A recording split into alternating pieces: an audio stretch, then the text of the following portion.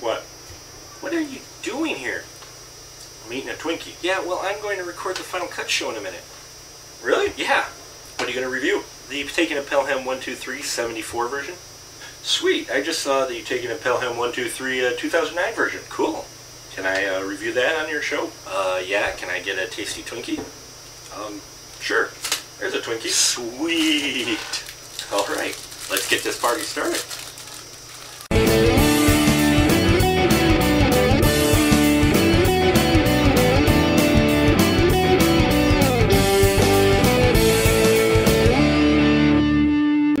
Yes, the Taking of Pelham 123 is the 2009 version is a more action-packed, more kind of hyper-directed film, and it's also I don't think very well done, folks. And it's bad because here you have two really good actors, who I feel are good actors, John Travolta and Denzel Washington, who really seem like they're more reading off the script and there to collect a paycheck than to really perform and get you vested in the two characters. Okay, this movie is really just about Travolta's character, the bad guy who's kidnapped all these people on this subway train car, and he asks for $10 million or in 1 hour, or he starts killing hostages. Okay, and Denzel Washington, who plays the subway controller with a dark past, kind of brooding, you know, the damaged hero who ends up being on watch when this train car gets held hostage, and he ends up being the one communicating with John Travolta, and they're supposed to do this kind of Helsinki type Bond type thing, but you never really feel it between the two characters. I mean, the dialogue is trying to be witty, and at points it does show some promise between the two characters, but on the whole you feel like they've got that script in front of them and they're just, you know, cardboard performances from both of them. Okay, let's put it this way, John Turturro's in this film, and he puts on a better performance than Denzel Washington, and almost better than John Travolta, and he's got like 4 minutes of screen time. Okay, he's not, at least in his annoying Transformers 2 mode.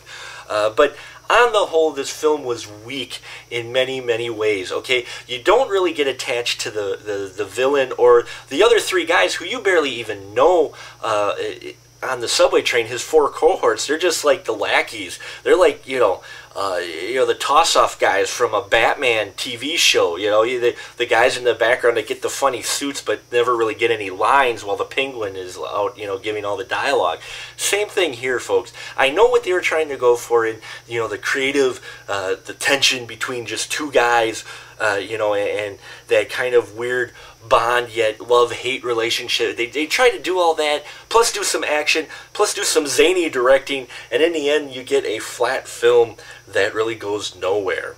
Which is a big contrast from the 1974 version, which I'm going to tell you about right now. Okay. Yes, folks, I get the pleasure of telling you about the Taking of Pelham 123 1974 version. And why it's a pleasure for me? Because I felt this movie was a hell of a lot better than a remake. Now, I know you hear that quite often, but here's the main points, okay? One, in the 74 version, first off, you got Walter Matthau and you got Robert Shaw. Okay, Walter Matthau plays the good guy and Robert Shaw playing the bad guy. Now, right there off the start is the difference between your new remake and this original, okay?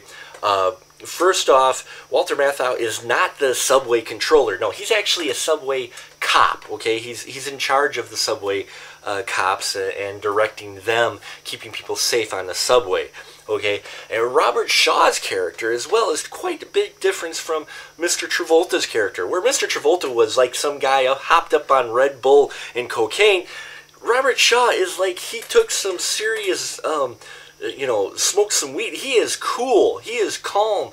He is also highly intelligent, and he conveys that a hell of a lot better than Travolta did in the 2009 version. They're both supposed to be very smart villains. Travolta really doesn't pull that off. Robert Shaw does, but then again, it's Robert Shaw. Okay, you do have the controller in there, but his character, rather than being the main character, is a supporting character, and he's hilarious, and what's great about the 74 version is it doesn't paint the best picture of people's attitudes in New York. Okay, you've got the subway car that's being held captive, and here you got guys caring more about the rest of the subway cars in the system and not crashing and getting people on time than they really are about these people in the kidnapped subway train. So they kind of play off that level a little bit too. Okay, the mayor in this one is completely inept, which in the 2009 version they give him a little more meat, which I didn't quite like. You know, it was just, they added more humor, and then they also throw in drama and some violence in there. It's just a more well-balanced movie in general, this 74 version is.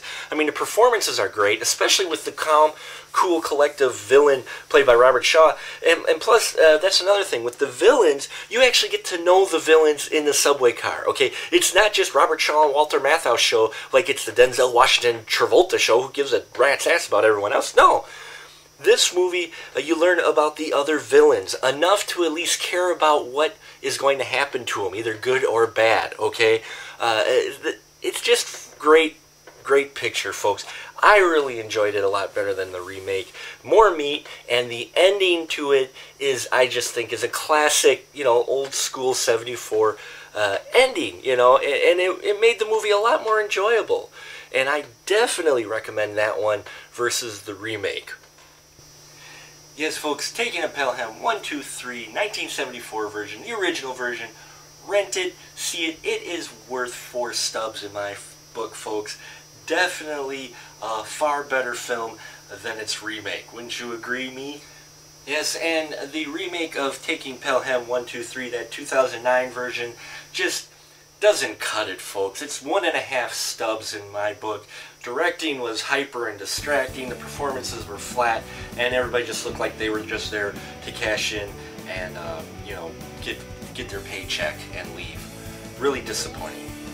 Well, that'll about do it for us for here at the Final Cut. Until next time, remember, keep that ticket stub.